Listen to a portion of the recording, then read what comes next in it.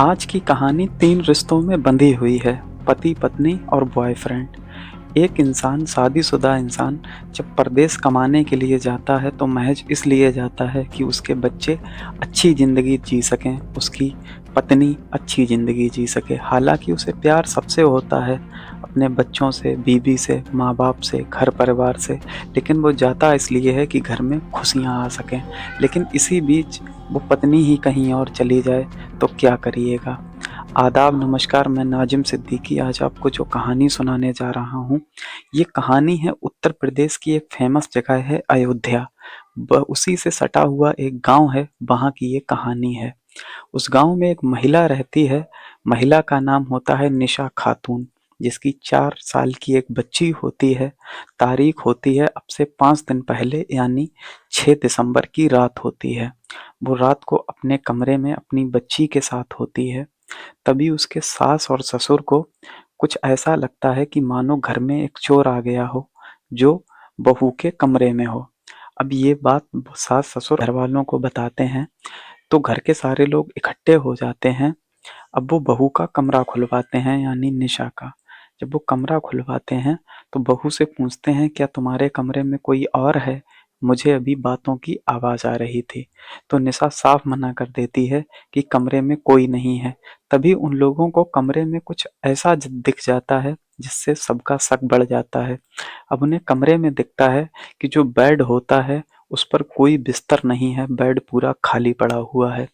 तभी उनमें से एक लोग जो कमरे के अंदर आए थे, वो बेड का एक बॉक्स खोल देता है। उसके अंदर से एक जीता जागता इंसान निकलता है और इंसान भी उन लोगों के लिए कोई अजनबी नहीं था, मोहल्ले का ही एक लड़का था जिसका नाम है आलिम। अब घरवाले जब उसे देखते हैं तो कुछ लोग उसकी वीडियो बनाने लगते हैं। अब ये बात पूरे गाँव में फैल जाती है।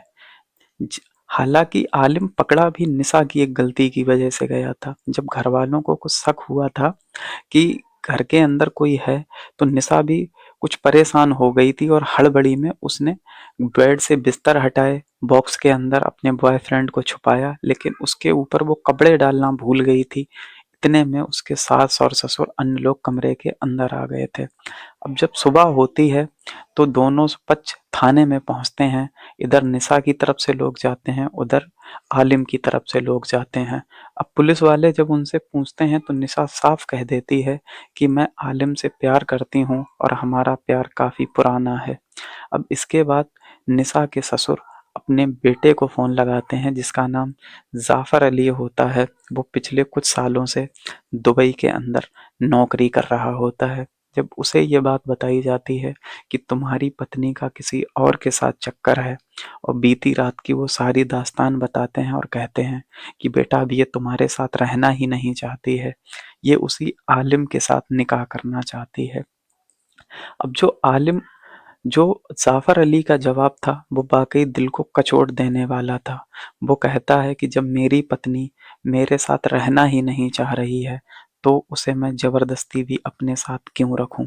वो जिसके साथ खुश रहेगी, उसी के साथ उसे रहने का पूरा अधिकार है।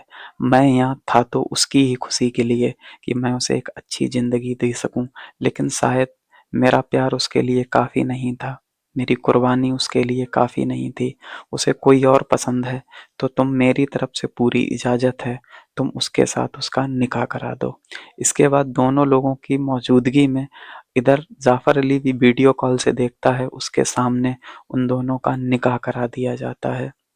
आज की कहानी वाक़ई दिल को कचोट देने वाली थी, वो इसलिए कि जब मर्द बेवफ़ा होता है तो वो समझाने से वापस आ जाता है, लेकिन जब कोई औरत बेवफ़ा होती है तो वो समझाने से भी वापस नहीं आती है। आज की कहानी में इतना ही। अपना ख्याल रखिए, अपनों का खूब सारा ख्याल रखिए। जय हिंद।